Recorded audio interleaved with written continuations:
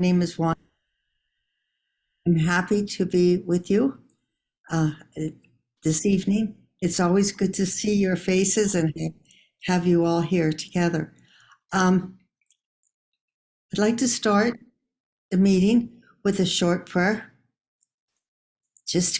I'd like you to close your eyes and think of all of the beautiful things that you've seen outside, inside, all of the things that we are thankful for, all of those things that are of truth and beauty in our lives. Thank you, O Creator of all. Amen. And so we have a big action-packed meeting, and the first person we're going to hear from is Kathy Brodsky, I think, and introduce Tyrell. Tyrell he shares a passion for community service, climate action, and voter rights prompted him to join PA IPL as Civic Engagement Coordinator in 2022. After working on numerous voter registration campaigns from local to national, he brings his experience from working with grassroots organizations such as PA United and One PA, as well as with elected officials like Ed Gainey, Jake Wheatley, and Summer Lee.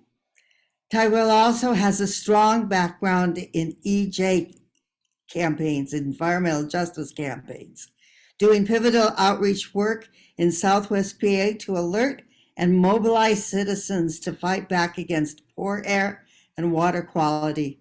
Tyrell is currently studying criminal justice with a minor in sociology at Seton Hill University. Tyrell's aspirations include attending the University of Pittsburgh's School of Law to become a civil rights litigation attorney. Oh, welcome, Tyrell. And there's much more that can be said by Kathy. Can you give us an overview of what Tyrell's going to be doing? And then, Tyrell, I'd just love to hear from you. Well, I'm actually going to let Tyrell do that himself. He's been working intently on 2 grants that I'd love to hear more about. Take it away, Tyrell. Yes, absolutely. Thank you, guys. Thank you for the wonderful introduction, Wanda. I appreciate it. Yes, just to let you guys know, we do have it backwards on the screen. I'll be talking about CAC first, but our climate action, we're looking at President Biden. As we all know, he promised to address the climate crisis by cutting climate pollution in half by 2030 and to deliver strong public health protections for all communities, including those historically overburdened by pollution. So CAC's Solution for Pollution campaign will call on the Biden administration to carry out its responsibilities under our nation's bedrock environmental laws, such as the Clean Air Act. Also by advancing approximately 20 protections across federal agencies that could cut climate pollution in half by 2030, advance vital public health and environmental justice goals, accelerate the transition to clean energy, and create new economic opportunity. The goal overall for this campaign is to get numerous groups and people to sign our letter to President Biden. We believe that demonstrating the scientific need and technical practicability of action, persistence, and public comment is the best way to get President Biden and his administration to keep their promises and to implement the strongest possible solutions for pollution. There will be numerous opportunities for engagement using standard and executive actions such as generating public comments, turning out for public hearings, participating in public and media sponsored events, creating and sharing social media content, and more to ensure that the strongest possible standards are met and they're moving as fast and as bold as possible to get this work done. By signing on the CAC Solution for Pollution campaign, we are joining a coalition of environmental organizations, environmental justice groups, public health professionals, and more, working together to protect our health and climate. More specifically here in Pennsylvania, as a couple of folks on the call know, we have been going around doing some videos. We are specifically pointing out what's going on with the EPA verdict. So we're trying to reach out to young folks on our social media. That's our main platform right now. We want to reach out on all of our social media platforms in that way to build up our youth advancement. As well, we will be holding a press event. I'm still trying to decide when we're having it. I'm figuring out a speaker. I was trying to have Summer Lee come out and say a few words, but as we all know, it's campaign season, so her schedule's a little hectic right now. But I will be reaching out to a replacement person that I had in mind for that. But next, I will be speaking a little bit about our Faith Climate Justice Voter Campaign. We're reaching out to climate alarm religious voters who don't vote often or not at all in Pennsylvania this year. We're going to be reaching out via phone to phone by text, and working with the Yale program on climate change communications to conduct an experiment to measure our impact. And what that would look like, we did a similar experiment in 2020, but this year we like to test the faith message and the climate message. We'll be working with a secular partner to better help us analyze the difference between a faith messenger compared to a secular messenger on religious voters. We also are going to be having on August 9th, we will be having a webinar where we're going to be going over encouraging faith communities to vote. We'll have a couple of sermons on the importance of voting. I'm going to actually drop a link to that in the chat if you guys want to register. And then lastly, I'll also drop into the chat our actual registration portal. If you aren't registered to vote, or if you don't know if you're registered to vote, you can go right onto our website when we all vote, and you literally can just put in your information and it will let you know if you are registered. If you're not, if you aren't currently registered, you can register right there on this phone. And I should be dropping, well, you guys should get both of those in the chat shortly. 1 second. Fabulous. We'll save the chat and then I can send those out to everybody too. And if you could email them to me too, Tyrell, we can get them out in an email blast to everybody. If you focus your phone right now, your smartphone, on the QR code on the slide right now, I'm pretty sure it's going to pick up and it'll take you to the links, at least one of the links that Tyrell is going to share. So give it a try. I'm going to try again. I'm trying to put in the chat. For some odd reason, it's not coming up as a link.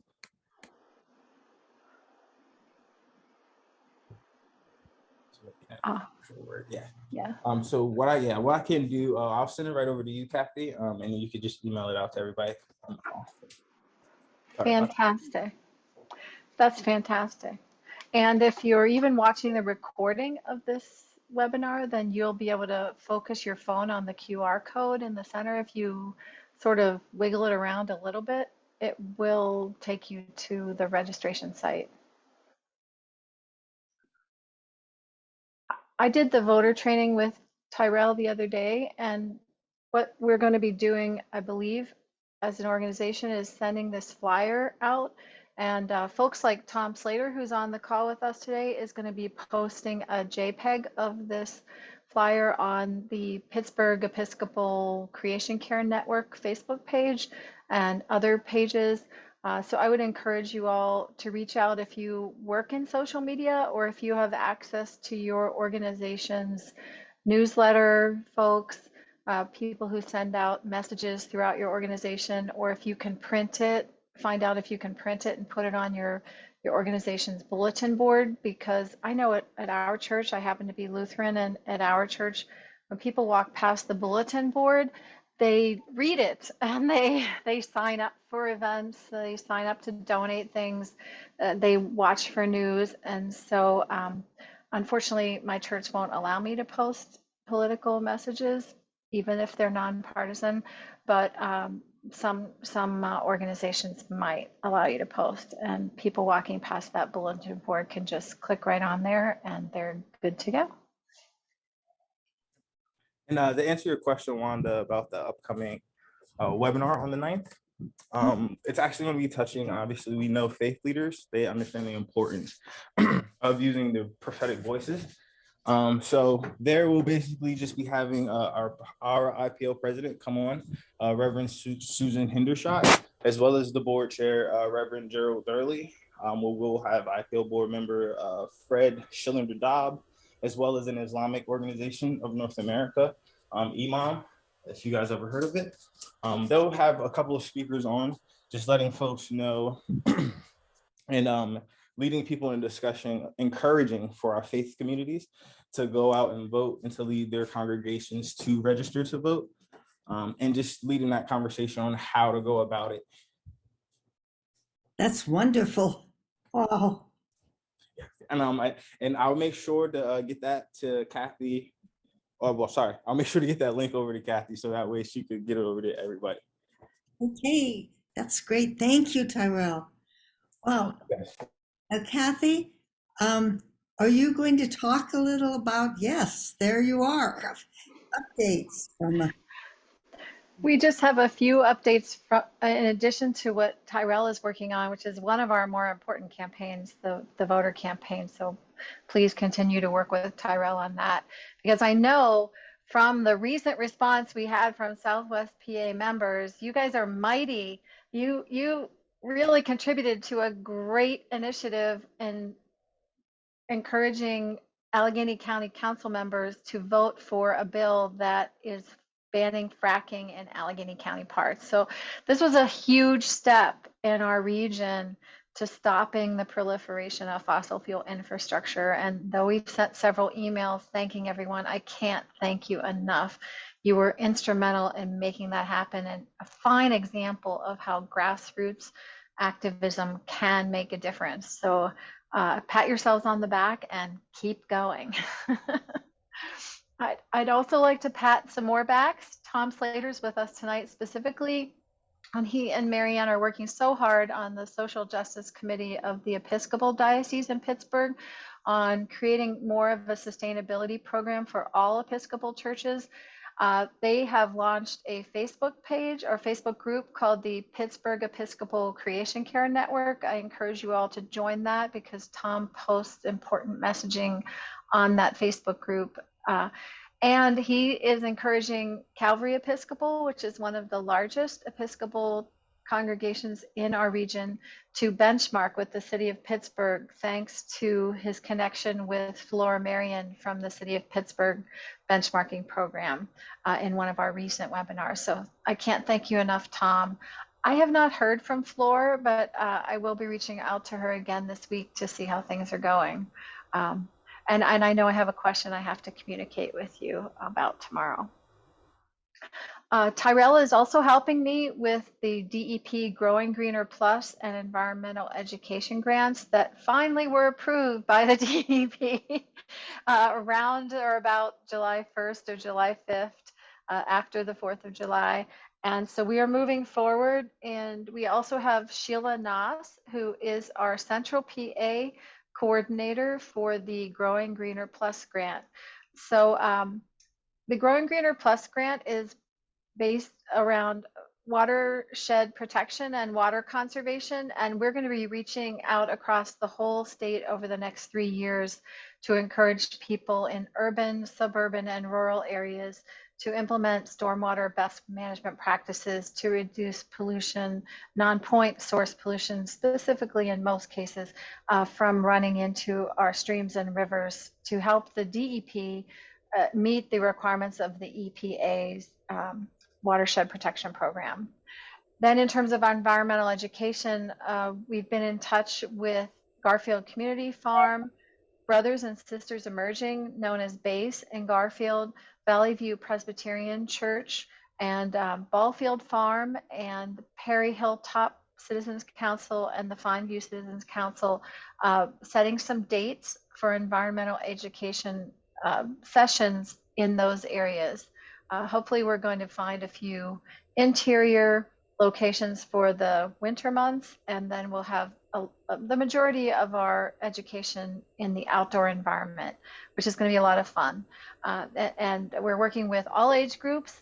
Tyrell and I are going over to Garfield Community Farm on next week, which is really coming up fast, for August 3rd, to work with a group of summer campers at Garfield Community Farm. And we're going to modify a cornhole game that Tyrell already has to include handy dandy climate change and environmental justice facts so that kids can learn more about the issue and really learn to own it so we can turn them into young climate activists. I've been working with our board, Rabbi Nathan Martin, Professor Tanya Kevorkian, and Sister Donna Korba on developing a program for the November annual conference. We have decided on a date that's going to be Sunday, November 13th from 1 to 4. We're very excited. We're inviting a keynote speaker right now. We hope to engage Joylette Portlock from Sustainable Pittsburgh, who will talk about the theme this year, which will be environmental justice and human resilience. And then we're working on a 2 to 3 to 4 member response panel who will respond to her keynote address and move into at least 2 workshops in 4 regions. So we'll have a virtual keynote and response panel, and then hopefully, if health continues the way it is right now, we will be holding in-person workshops in Pittsburgh, Scranton, Lancaster, and Philadelphia. So lots to look forward to in November. And finally, I've been working still with John Creasy from the Open Door Church and Garfield Community Farm, and Wayne Younger of Open Hand Ministries, along with Patty DeMarco and quite a few other partners like Solar United Neighbors, to keep building an environmentally and socially just eco-community model. So we hope that we will be able to install solar panels on 16 homes that Open Hand Ministries has already renovated to high energy conservation standards. And as at last report, Wayne had a commitment from all of those 16 homeowners to be on board with this. And Solar United Neighbors will work with us to get funding. So we may be able to put solar panels on these homes to reduce the utility burden of these families even further and begin to create a community that we hope to get to 100 homes. And we will be also working on organic gardening, raised bed gardening, and other environmental justice issues in order to create a model that we can then show to state lawmakers and federal lawmakers to get the ball rolling in other communities. And oops, I'm so sorry. So that is all I have. Does anyone have any questions on PA IPL updates so far?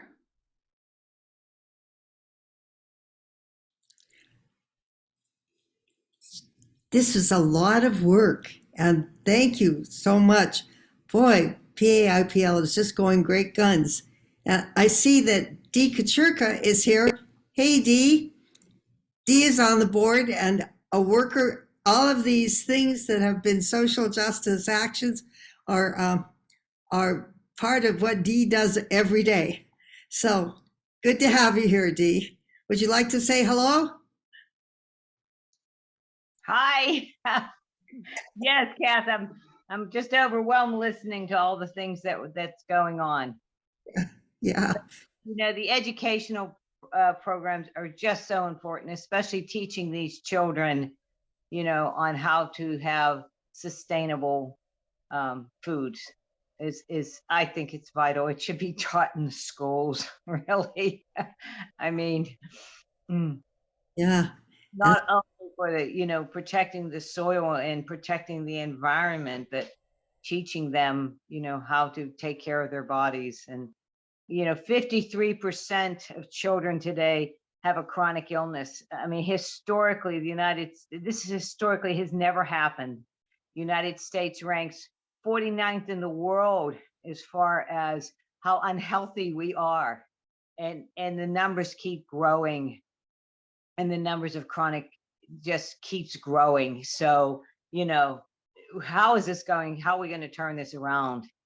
You know, and these kids simply have got to learn about how to care for their bodies. Yes. Yes. Thank you.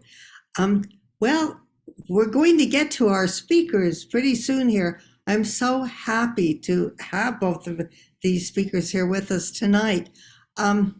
There's something about the subject that really spoke to my soul.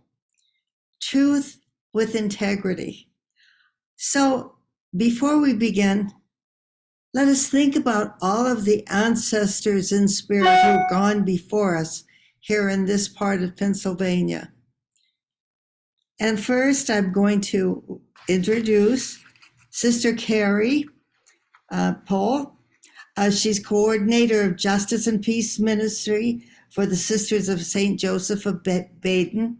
Sister Carrie advocates for justice, peace, and the care of creation. The sisters' work is rooted in the gospel, their mission, and their values. They work in partnership with many to make the greatest impact on peace and social justice. Welcome, Sister Carrie. Thank you for speaking this evening. Thank you. It's great being with you all tonight. Before I begin, I'd like to recognize that those of us in what is now considered to be Western Pennsylvania are on the traditional land of Indigenous people who were driven from their ancestral home through European colonization and settlement. While neither the federal government nor the Commonwealth currently recognize Indigenous nations in Pennsylvania, I would like to honor and acknowledge the presence and influence of the Indigenous people who cared for and stewarded this land in the past, as well as the over 12,000 Indigenous people living today in what is now known as Pennsylvania. I talked with Wanda a couple weeks ago.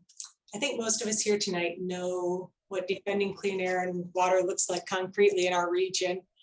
Congratulations to those of you in Allegheny County who successfully worked with your local elected officials to keep fracking out of the county's parks. Yay.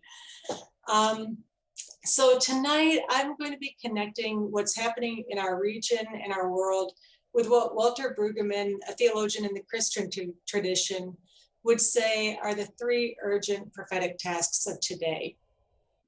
He bases these urgent prophetic tasks on what the Old Testament prophets were experiencing and responding to in their society, as well as our own contemporary socioeconomic, political, and cultural conditions.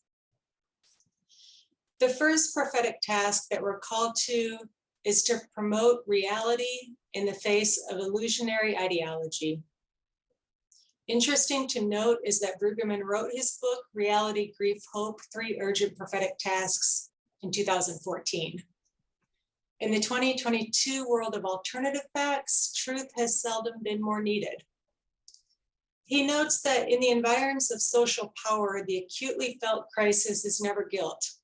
It is rather chaos and disorder. One need only look at the hyper-militarized responses to the water protectors of Standing Rock and Black Lives Matter demonstrators over the years to see the threat that perceived chaos and disorder brings to those in power. I say perceived chaos and disorder because the real event of chaos and disorder that has taken place in our lifetimes, the one that nearly ended our nation's 200-plus-year experiment with democracy, barely yielded a response from our nation's law enforcers and military. Which brings me to a key ideology that needs to be confronted with reality. The ideology that people of color are a threat. This ideology leads to white women calling the police on Black bird watchers and Black barbecuers. It leads to the hyper-policing of Black and brown communities and schools, the hyper-sentencing of Black and brown defendants, and the disproportionately high number of fatal shootings of unarmed Black and brown people by our nation's law enforcers. In the face of this ideology, we're called to acknowledge that the real threat to humanity and to all of life on Earth is white supremacy. Hop Hopkins, the director of organizational transformation at the Sierra Club, wrote, "You can't have climate change without sacrifice zones, and you can't have sacrifice zones without disposable people, and you can't have disposable people without racism." I would expand climate change to include all ecological devastation, from the drained until it nearly disappeared Aral Sea, to the deforestation and toxic mining of the Amazon, atomic bombs being dropped on indigenous lands in Pacific Islands, the largest oil spill in the world in the Niger Delta, and to fossil fuel-driven poisoning of the air in Claritin. The second prophetic task that Walter Brueggemann calls us to is grief in the face of denial. He writes, "The facts on the ground must be denied in order to sustain a worldview of entitlement and privilege. There is an enormous amount of money that has historically and continues to be poured into denying the reality of fossil fuel-induced climate change. One need only look at the billboards and advertising around our region to see the money being spent trying to convince us that fossil fuels and plastics are indispensable, that their extraction, production, storage, and use are safe, that their workers are happy, and that we're all better off because of the presence of these transnational corporations and industries in our area." According to Brueggemann, the prophetic task amid a culture of denial is to embrace, model, and practice grief in order that the real losses in our lives can be acknowledged. It is prophetic to acknowledge, to feel, and to voice sadness at the losses around us.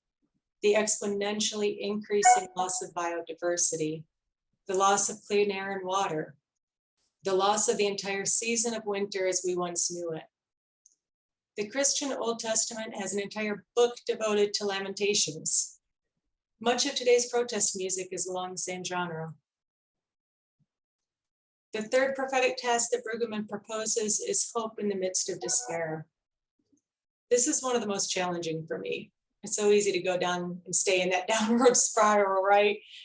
Nonetheless, it's important to remember that despair causes a paralysis-inducing sense of impotence, a resignation that there's nothing we can do and that things will never change. At its worst, despair can lead to self and other destruction. Our region is awash in what I would call diseases of despair, specifically addiction and suicide. Increasingly, families are speaking these truths in their loved ones' obituaries. Admittedly, one of my concerns and wonderments is about how to build resiliency in the activist community. And maybe that's part of what Dr. Mary Beth Manarino will be covering in her presentation on the importance of truth telling, no pressure there. So what does articulating hope in the midst of despair look like? It's about shining a light on new possibilities.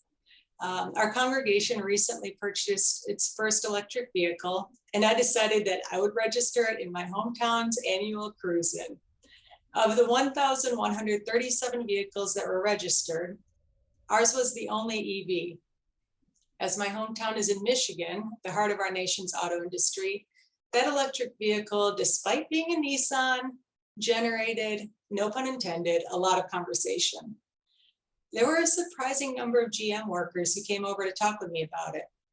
The front page story on the following day's Lansing State Journal was the announcement of a new lithium battery plant moving in right next door to the GM factory. Articulating hope is about envisioning a different future. Reimagine Beaver County and Reimagine Appalachia have been working to promote a different economy for our region, one that's not based on and dependent on fossil fuels and environmental devastation. Choosing hope in the midst of despair honors the ways that human beings can live more in tune with God and with creation. When people ask me what got me through the pandemic, hands down, my response is Robin Wall Kimmerer's Braiding Sweetgrass. That such a person and book even exist is enough to give me hope.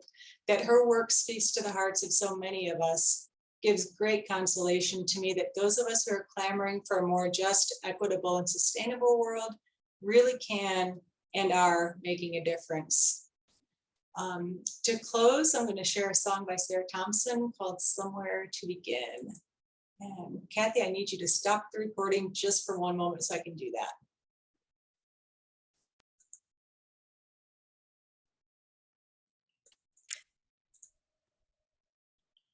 that. That was really, really beautiful.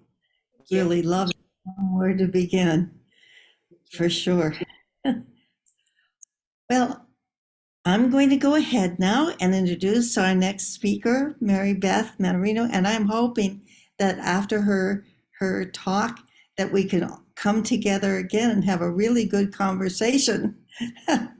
Okay, so Mary Beth, Mary Beth is Dr. Mary Beth Manarino, and she's a professor emerita from Chatham University and a clinical psychologist whose work focuses on teaching healthcare professionals and community members about the mental health and social justice impacts of climate change and other environmental problems, and also about individual and community benefits of health connections with nature.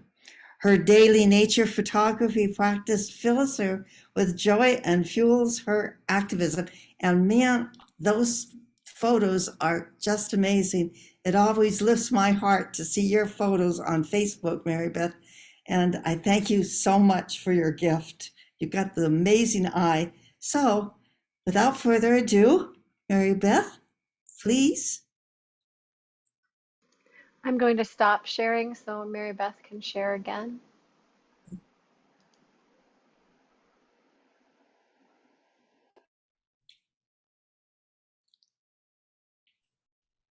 We've stopped sharing for now. You can hear me? Yes. Okay. Before I start my sharing, I want to thank Sister Carrie. First of all, I want to thank Wanda and Kathy for putting this together and inviting me to do this. And it has led me to do some really important thinking. And I hope I don't get too far into the weeds tonight with what I'm going to do. But Sister Carrie, I had goosebumps the entire time you talked. What you said just resonated with me. And I'm hoping that where I go with this will be a nice follow through with what you offered. And I too am really looking forward to discussion at the end. So I'm going to do a screen share, fingers crossed. Screen share, share screen 2, push play. Okay. Can you see it? No, not yet. Okay, try again. I really get frustrated with myself with this. Okay, 1 minute. How many times did we do this, Kathy? Don't worry, just take your time. Don't worry, it'll happen. Okay. That's what she said, huh? Okay. Let me get back to Zoom, share screen. Screen 2, play from start. Oh, I lost you. Now? Oh, there you are. No, not yet. Okay. Try. Do you have your PowerPoint open? Yes. And there's a little green button down on the very bottom toolbar on the Zoom page. It's green, and it just says share screen. If you click that. Okay, 1 second. I've lost my Zoom. It's probably underneath your PowerPoint. Yes, it is. Okay, try again.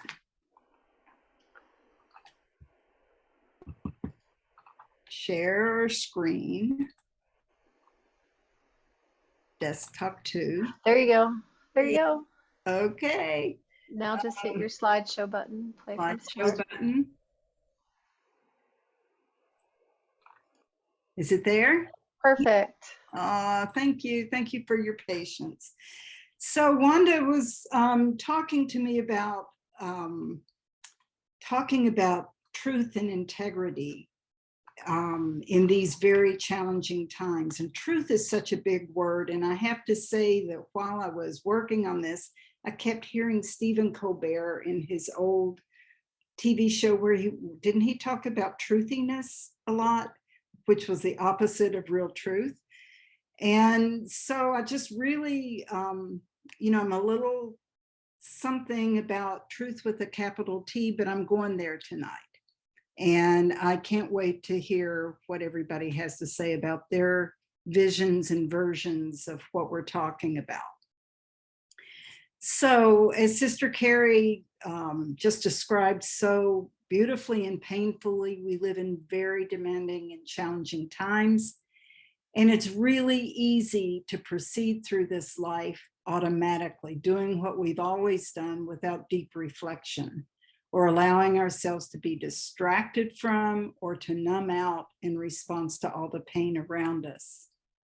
Sometimes it's helpful to stop and reflect about what's really happening around us, and to think about what we can offer to make the world better.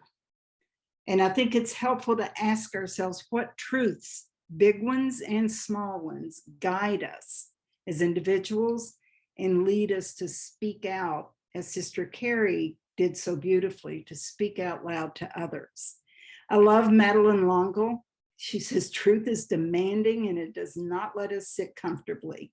It knocks out our cozy smugness and casual condemnation, and it makes us move. What I had to keep in mind in putting this together is that many truths that we're living with seem to conflict with each other.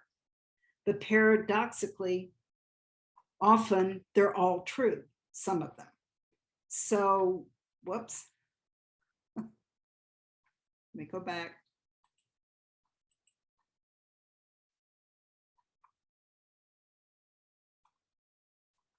So we're going to talk about some of those truths that seem to be things that we all hang on to, but also some of them that may be kind of controversial. And I'll start out by telling you a little bit about my truth recently. Truths are often difficult to voice and to deal with, particularly in an age when some propose that there are alternative facts or truths.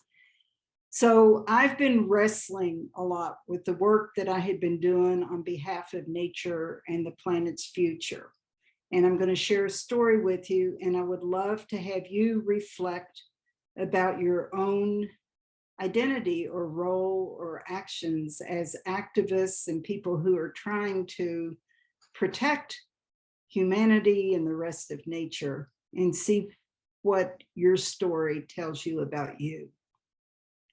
This past winter, I was very close to committing to a project at a small Southern university to create a weekend program to help students identify, understand, and manage their responses to climate change and all of the other chaos they're facing. Then the war in Ukraine happened. And with all of the news about the war, also came news about the global jockeying related to oil supplies. And I hit a wall in a way that I had not hit before, about the globalness and intractability of the fossil fuel industries and our dependence on them. I mean, obviously I've known about this for a long, long time, but it hit me in a very different way this time. And the weight of thinking about that in the context of COVID and the January 6th thing and all of the human rights pullbacks that are going on, I became almost paralyzed in my working life. Every time I sat down to work on the project, I simply couldn't do it. Grief and despair, I could feel it in my body, in my mind, in my soul. I was sleepless, I couldn't focus, and I could barely eat. In those moments, it felt like all of the work that we are doing related to climate change, social justice, and equity, and so on, was like pouring water into a bucket with a hole in it. Now, I've studied and taught about psychological reactions to climate change and to activist work, and about how to recognize one's limits and take care of oneself, but I could not dig my way out of this. So I turned around and I walked away from the project. As hard as it was, for several months, I did not seek out or take in news and information and tried not to think about climate change. I've significantly limited my news intake overall. And man, I grappled with feelings of guilt and shame about doing this, about how my privilege allowed me this break, and about what opportunities I was turning away from, potential opportunities where I might be able to do some good. But I had to do it, or I knew I wouldn't be able to do the work anymore. So the experience of walking away helped me clarify and reinforce some of what I want to share with you. As Sister Carrie said, she used almost these same words. We're living in times of great uncertainty, chaos, confusion, and loss in our own lives and across the globe. And I would say that these conditions are unprecedented for us humans, because for the first time, our existence as a species across the globe is threatened, along with the lives of all other living things. We know climate change as one of the most urgent cornerstone crises that we're dealing with, but we also know everything is connected, everything. So the conditions of uncertainty, chaos, loss, and so on that also exist with regard to peace, social justice, human rights, healthcare, food sufficiency and security, education, reckonings with current and past discrimination and abuse. These are all inextricably related to and impacted what is happening to our climate. They're all tied to tendencies of some people to strive for power over others. And they're tied to a detachment that progressively pulls us away from nature, that affects many of us in our industrialized nations. And of course, we're now dealing with significant threats to democracy as we have known it, imperfect though it has been. And the truth is that all of these conditions negatively affect many, many people much more than others. So that's my truth number one. And it's a big truth that I grapple with, and it's a sad truth. But we have to name it, and we can't turn away. Name it and mourn it. And that's a step I think that we often aren't good at. Look at the surprise when President Biden and Jill Biden tried to do a symbolic mourning of all the COVID people who had died of COVID right before his inauguration. It was like out of the blue that we were actually going to acknowledge what was happening. So we don't do mourning really well. We don't always allow ourselves to feel, as Sister Carrie said, what rises in us when we hold these realities in front of us. Think about your more personal losses that you've experienced in your life. You do move on into a new post-loss life, but it's through a process, often a long process of remembering, honoring, celebrating, and crying. We don't in our post-loss life if we try to keep on keeping on without going through a mourning process after big losses. Is it fun? No, but it's necessary for health and for continued energy to do what you need to do in life.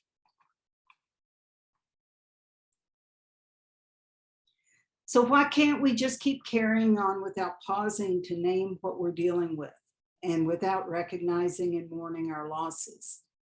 We're not machines. We're living animals whose whole systems respond to what's going on around us. Our bodies respond to small, time-limited stresses in certain ways and to chronic high levels of stress in other ways. Under chronic stress, our bodily systems are overloaded with hormones that over time wear us down, body, mind, and emotions in many different ways. And as I was putting this together, I was remembering a class in cognitive psychology that I took in grad school, where one of the topics we explored was how much information, what are limits to information that humans can take in comfortably and retain in our short-term memory. And at that time, researchers were looking at around 7 units of information at a time as the limit that we could take in comfortably and hold on to and process in our short-term memory. So think about that, 7 units. This was pre-internet and pre-24/7 news. Our human systems are not made to thrive with exposure to and immersion in as much information as most of us consume. We pay a price when we're bathed in the kind of emotion-laden, crisis-focused information and news that's currently available. We're humans, we're animals, we're not machines. So it's not surprising that we often struggle with the loss and uncertainty and chaos that we're dealing with on a daily basis. And sometimes it feels like whack-a-mole to me, that you almost feel like you're on top of one issue and you have a plan and you have a group to align with, and then another one comes up, which is one of the reasons I'm so glad that that PA IPL is digging down into voting registration and getting people hooked up, because that's such a helpful way to cover a lot of bases. So a third truth that I came across just this week was an article it was exemplified in an article by George Monbiot, who's an environmentalist in the UK, a writer for The Guardian and other places.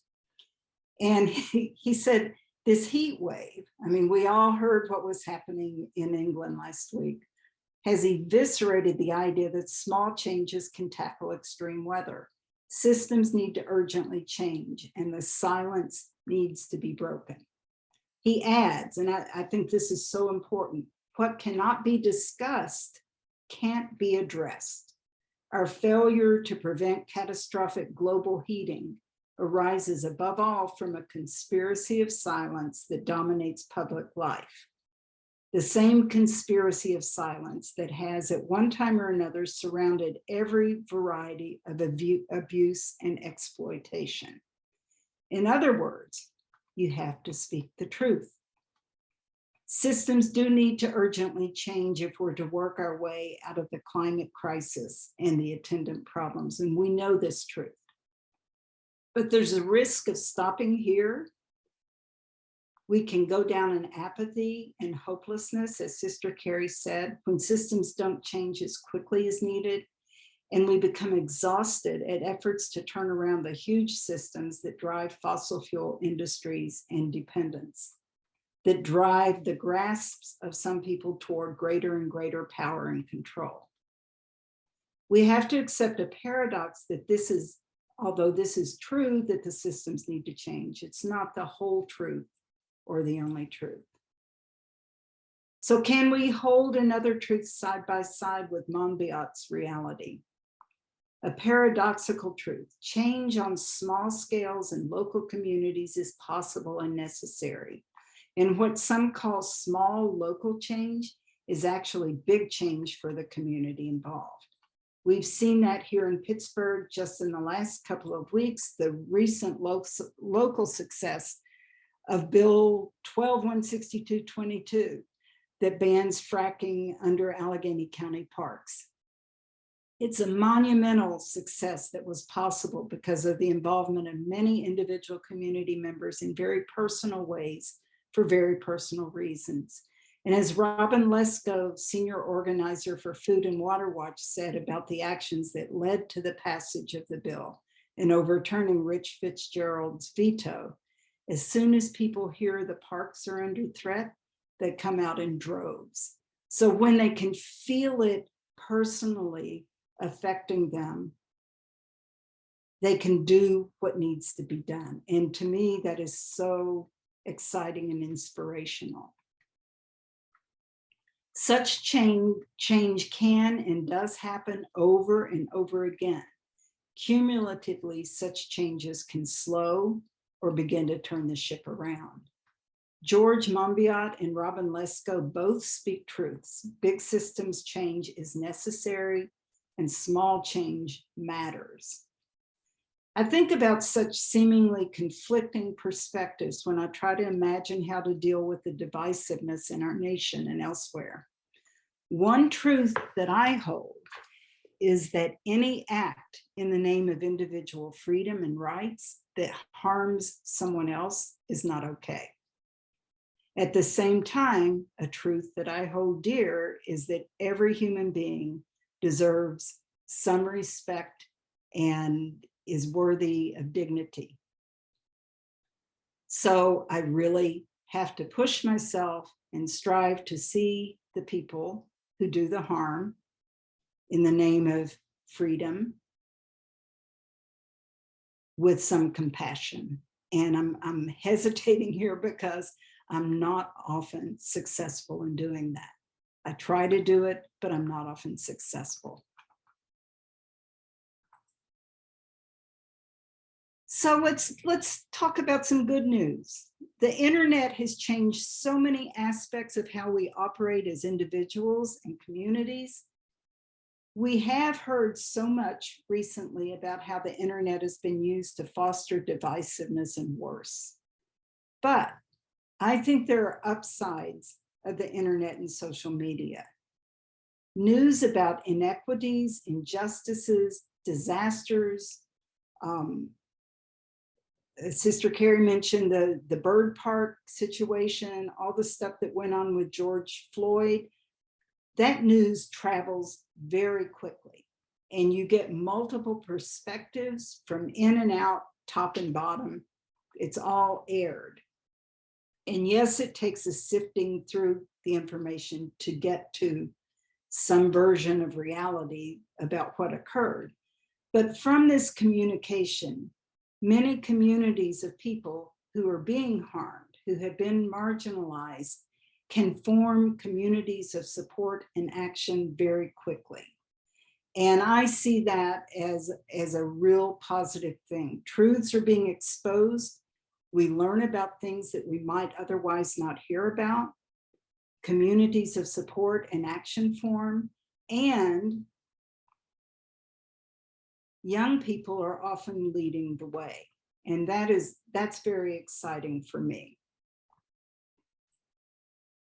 So I've been looking a lot at some younger people, and I have a slide with lots of resources. By young, I mean under 50, like in their 20s to 50s, people who are in the public sphere, who are doing really important, imaginative, creative thinking about the future in a way that my mind isn't able to do, because I'm not living their times. They live their times. And one of the people that I'm kind of fascinated with is a woman named Adrienne Marie Brown.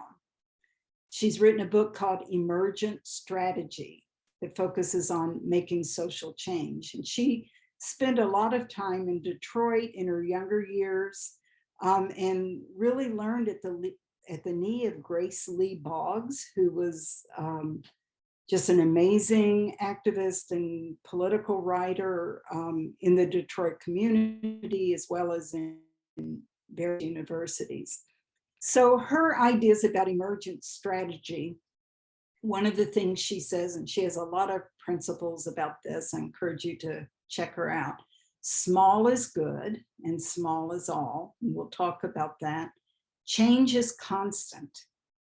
That's a hard one for me, but it's true. Trust the people and focus on critical connections and relationships more than critical mass, because when you build those relationships, the mass comes. If you don't have the relationships, nothing gets done and it falls apart. What you pay attention to grows. And she also is really into looking at fractals in nature as a metaphor for everything that we need to be doing. She describes fractal systems as never-ending patterns. They're infinitely complex patterns that are self-similar across different scales. They're created by repeating a simple process over and over in an ongoing feedback loop. She adds, what we practice at the small scale sets the patterns for the whole system. What does this mean? Here's the way that I see it, and other people can weigh in about what that means to them. What you do in caring for yourself gets reflected in what you do in your immediate personal relationships. that gets reflected in how you do your work life and your community life. And then cumulatively, when we all go through those processes, it gets reflected in what happens across nations and the globe. And it's just something that, a concept that gives me hope when things feel so overwhelming, to think that you can focus in on individuals and support them and help them take care of themselves so they can keep doing good relationships in their personal lives, but also in the community. That we're not powerless over what happens in the larger world. And eventually, if enough of, I'm being idealistic here, but if enough of us do that and help other people do it, then I think you see shifts.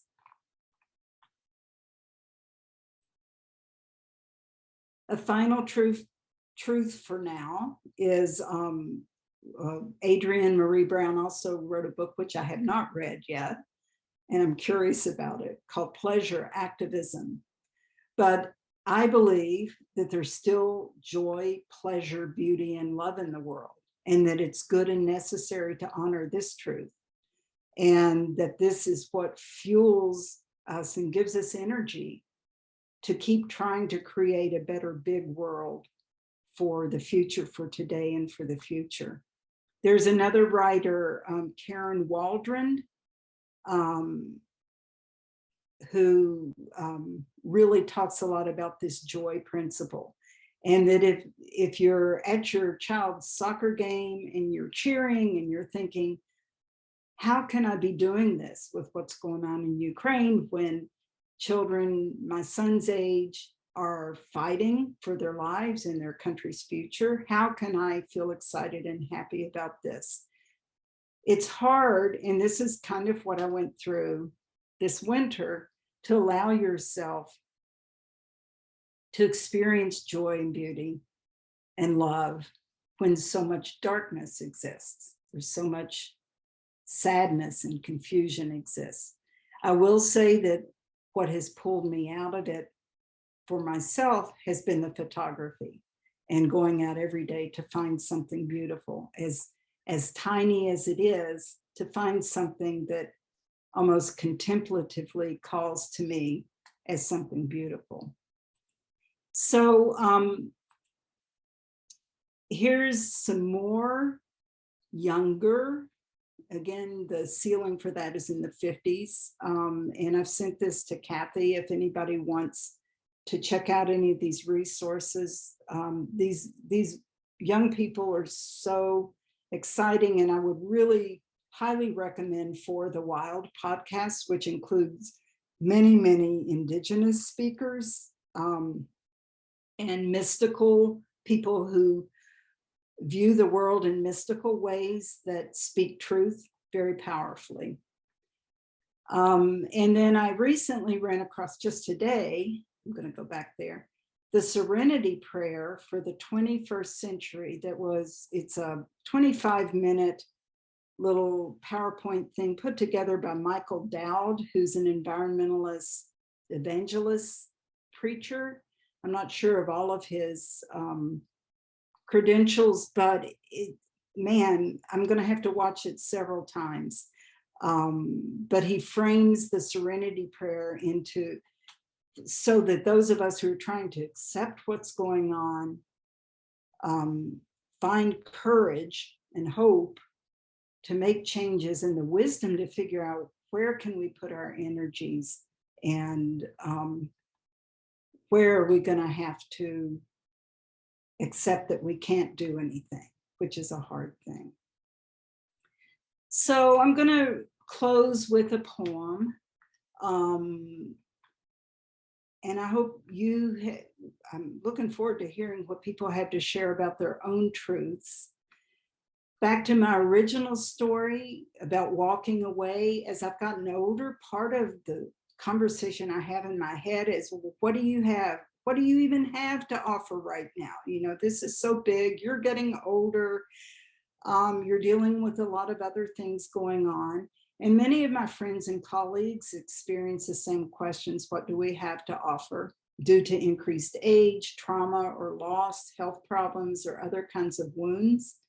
So I'm offering you this dedication to this beautiful, aging, damaged ash tree in Mingo Creek Park in Washington County. Here for you. My name is Ash. You might think by my name that I'm dry, left over, just remains gray and dead. But don't be fooled, I'm anything but. Do you know how deep into the soil, soul of the earth, my toes stretch? How they tiptoe out close to the stream, drinking in clear water, holding tight to the bank so the soil doesn't wash away? Can you see how sassy squirrels and skybirds skitter among my arms, seeking safe places to store tasty seeds and settle their families? I welcome you. I welcome all. I'm the tree of life. I'm eternal.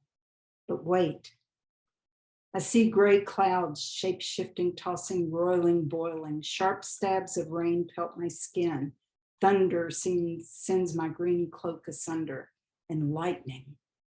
A bolt, a jolt strikes, electrifying me from my crown down to my feet. Burning, burning.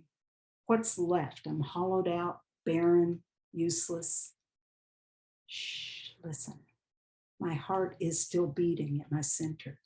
Royal purple, iridescent green, midnight blue, blushing rose. Look, I am still here wearing a crown of new green. My toes still stretch out to the stream, pulling life-giving water up, up, up, reaching far to touch the toes of other trees, grasses, flowers, sharing secrets, warnings, and hope. I'm still planted firmly in the soil, soul of the earth, still breathing. I'm here for you, tree of life, eternal.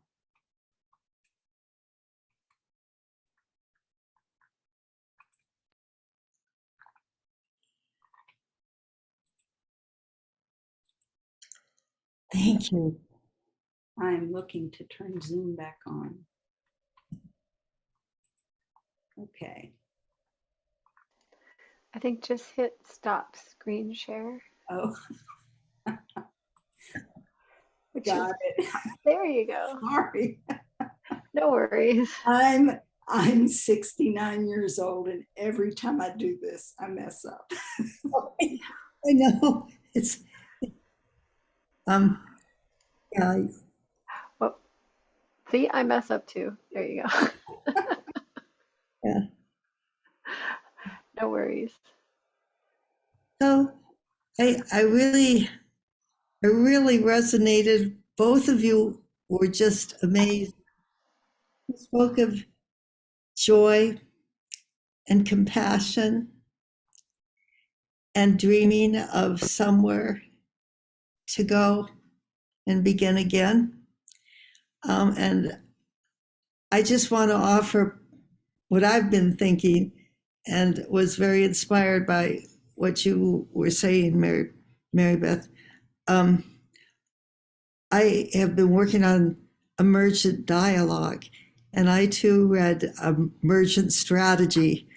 And then I read Octavia Butler's work because it was God is change. It was really, really very inspiring for me at these times. But as someone who is a fan of Thomas Berry and Teilhard de Chardin, I have been thinking a lot about what that means in evolution and the fact that we're all evolving and we're all changing and we're all going forward. So that's a truth that has meant so much to me over this time. So I'd like to open the discussion with this.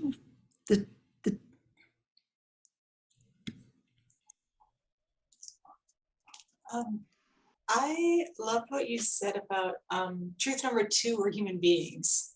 And something I've been pondering for a while, especially since the pandemic, but even before that, was the need for contemplative spaces and practices. You know, one of the things we try to be conscious of at our mother house is how do we tend to our spaces indoors, but also how do we tend to our spaces outdoors, because a lot of our neighbors will come through our grounds, and retreatants will come, and people will come to our grounds to pray. And how do we create a space that fosters prayer, that fosters contemplation, that fosters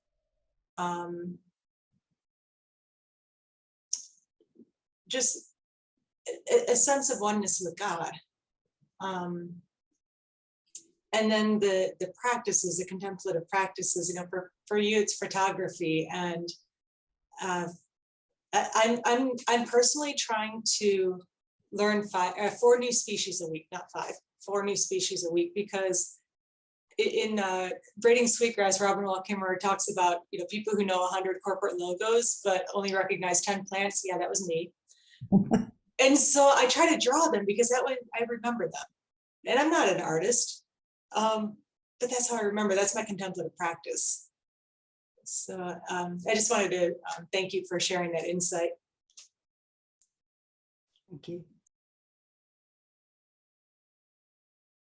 It's awe and wonder as well that comes with that connects to the greater God or being, and that keeps inspiring. Yes. And Wanda, when you talk about evolution, I often try to remind myself, I know that the spiral thing that you've done before along the lines of Thomas Berry that shows what tiny part of the whole lifespan of creation we're currently living in. We don't know where this is going.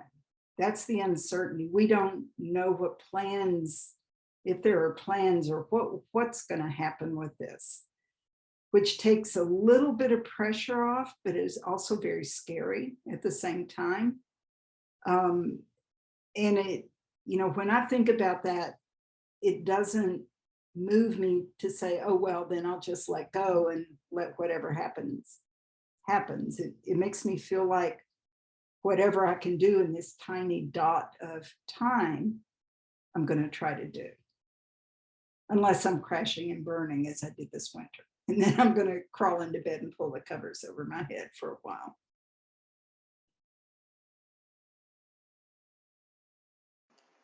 I thank you for sharing, both of you, because I was having, through the month of July, the early part of July, I was having a similar experience where I just, as much as I love the work that I'm doing and the people that I'm doing it with, I was feeling completely overwhelmed.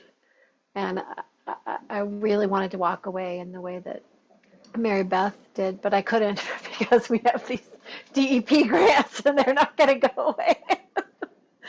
But I finally found some peace in getting back outdoors again as well, similar to what Carrie is suggesting. So thank you for the idea to learn 4 new species. Was it a week or? Yeah, I'm ambitious. Or maybe I'm not ambitious. Maybe I should be doing 10. I don't know. 4 is my capacity.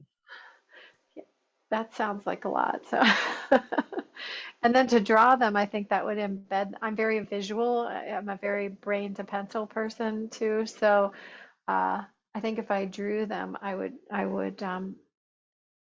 improve my motor skills and also embed them in my mind, so that would take my mind and allow me to share the beauty of the world rather than the misery that I feel like I'm bombarded with on a daily basis. Tom has a great question in chat. Should we read it? Because I think it's really... I'll read it if you answer it. This is from Tom Slater. I believe great change right now will require spiritual change more than legislative change. How might that come about, and how do we see it? Tom, I couldn't agree more. For me, part of my part in that is learning to see people across the aisle, so to speak, as fellow humans, and trying to connect, which is so hard these days, for at least it is for me.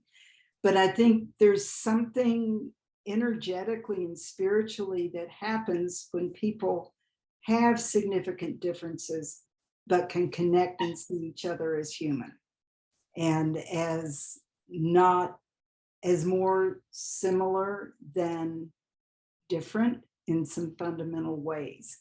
And that kind of social interchange, I think, feeds individual spiritual growth. But that's just kind of random thoughts about it. I'd love to hear what everybody else thinks about it, because it's huge. It's a huge issue. There's so much anger and not listening, and for me, knee-jerk reactions, that it's really hard to see each other as fellow travelers. That's very much what I've been thinking lately as well. I've been watching a lot of YouTube videos from Cornel West, and he's very much involved with that approach. And so last week I went up to visit my sister and her family, and who are very different politically from me. And it was just a one-day visit because she has been struggling with some health problems, and I wanted to go up and talk, and we just wanted to have a nice time. And I had said beforehand, you know, to my wife as well, that I wanted to stay away from politics, you know, just if they talked about it, just respond as little as possible, and just try to keep things, you know, pleasant, because that wasn't what this was about, you know, and it's not going to help anyhow. And I really failed terribly. The two times that something political was mentioned by my brother-in-law, I just reacted real strongly off the bat, and Marianne had to just calm me down quietly and do the responding. And it's very hard to do, but you know, I think listening a lot to Cornel West is a good place to get ideas for that. But also I just wonder how this might build, you know, and I think, you know, in college campuses, for example, you know, or out of churches would be two major places where this can happen. And I don't see it happening, you know, and with Zoom, this is great, you know, and but with COVID as well, separating people, isolating people, people aren't used to going out right now to events, that it seems hard to imagine a massive movement for peace and you know, environmental change appearing. You know. So the Catholic Church is in a 7-year process with the Laudato Si. It's Pope Francis's encyclical on the environment. And, you know, 7 sectors of the Catholic Church, congregations of women religious being one of them, are being asked to focus on like 7 different environmental themes, let's say. And I'll be honest with you, I'm done with projects. Like, I don't think projects are enough anymore. This isn't about giving up plastic for Lent. That's not going to do it. Right. What's required is the wholesale conversion so that we get to a point where giving up plastics is the only thing that makes sense. And it's not a sacrifice because it's done out of love. I don't know how to get there. Mm-hmm. Yeah. I just think it's there, and right. Yeah. I don't either. We can only do what we do every day. Yeah. But,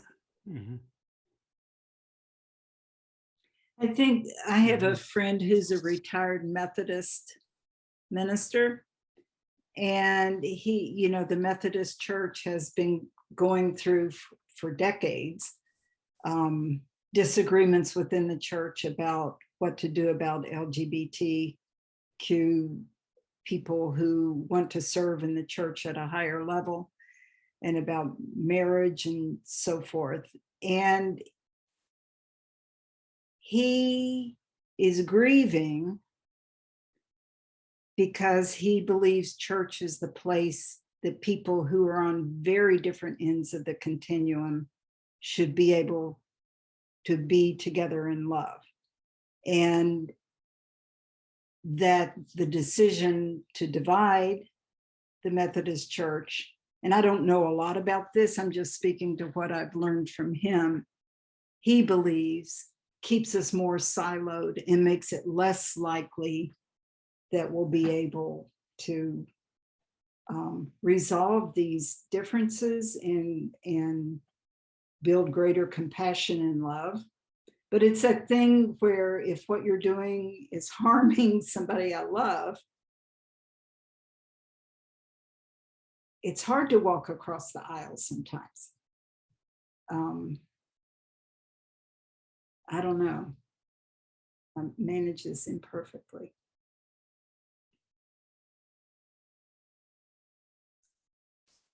I think I'm going to see if Marianne and I have been chatting in the chat box, which people who are viewing this recording later are not reading the chat box. They're not going to have the chat box, I don't think. So Marianne, would you be willing to share a little bit about, is it Braver Angels?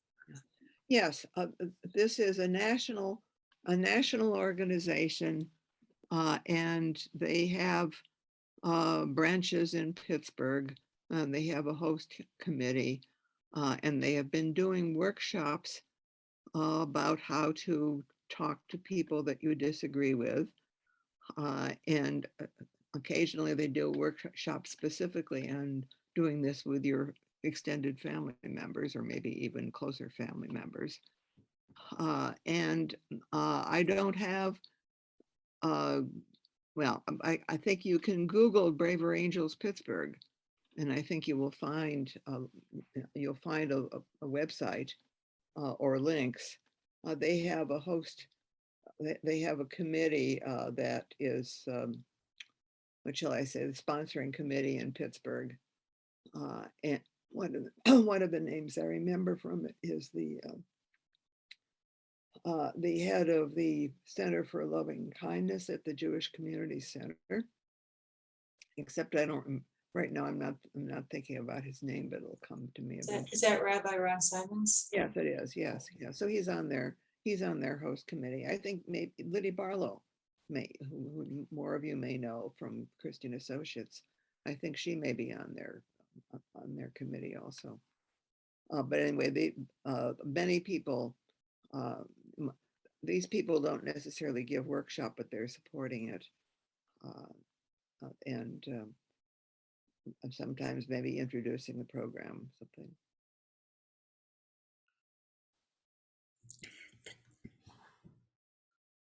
Well, it's coming up to 8 o'clock, and we said we would end our program at 8 o'clock. And I just want to, this has been a really, really good discussion. It's been really helpful in so many ways.